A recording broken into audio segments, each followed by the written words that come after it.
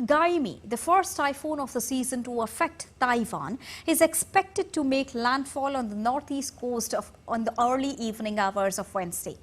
As the typhoon barreled towards Taiwan, bringing strong winds and torrential rain, financial markets have been closed, people have been given a day off, and flights have also been cancelled, along with the military, which is put on the standby mode. Work and school are suspended across Taiwan, with streets of capital Taipei almost deserted during what is normally rush hour amid squally rain.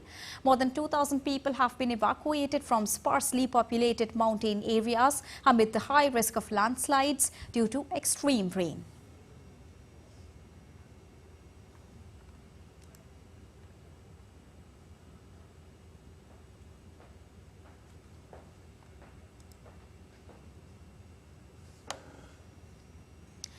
And now to discuss more on this, I'm joined by DD India correspondent Chris Gilbert from Tokyo. Good morning, Chris from India. Now, Gaemi, which is a cloud system spanning the western Pacific, northern Philippines and parts of the South China Sea, is expected then to turn north towards China, Chris. Can you please fill us in with more details on it and what is the status of Typhoon Gaemi right now?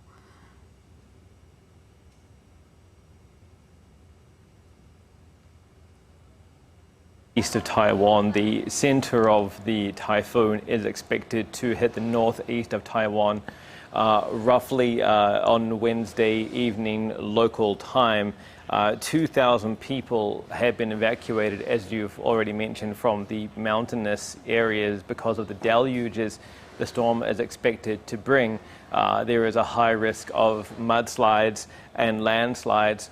Waves of 5 meters have already been observed off the southern coast of Taiwan, and due to these swells, there is an advisory in place, a sea advisory, but also for those in low-lying areas to be cautious of these high tides and for the possible intrusion of seawater into low-lying homes and the possibility of flooding as well.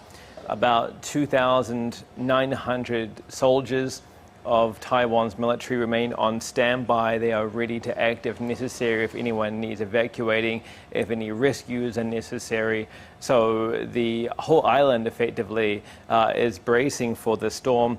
It is expected to bring heavy rains, and as you mentioned, it is going to be heading towards China, expanding as it does mainland China. And with that expansion of the storm, it is expected to strengthen.